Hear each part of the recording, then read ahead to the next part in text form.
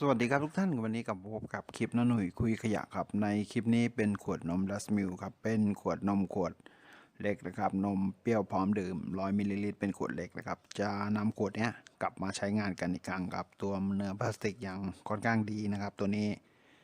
จะนำกลับมาทำเป็นลักษณะของใช้ภายในครัวเรือนกันครับดีก็ทิ้งไปครับเป็นขยะพลาสติกมากเลยครับตัวนี้ชิ้นเล็กชิ้นน้อยครับผมโอเคครับติดตามชมนะครับจากขวดพลาสติกขวดนมเปรี้ยวครับผม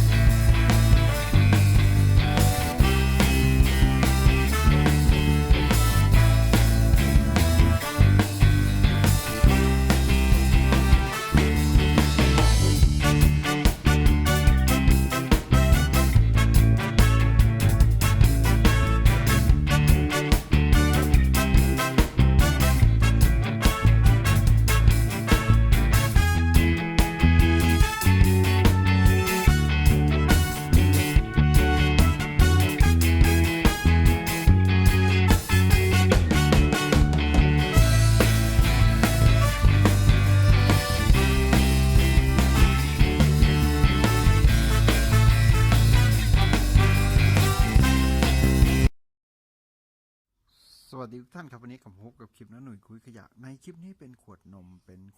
100 มิลลิลิตรเป็นขวดเล็กนะครับนมพร้อมดื่มนมเปรี้ยวนะครับทีนี้จะนำตัวขวดพลาสติกหลังการดื่มแล้ว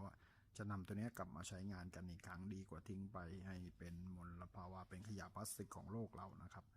ช่วยกันคนละไม้คนละมือครับโอเคครับติดตามชมนะครับจากขวดพลาสติกขวดนมเหลือใช้ครับผม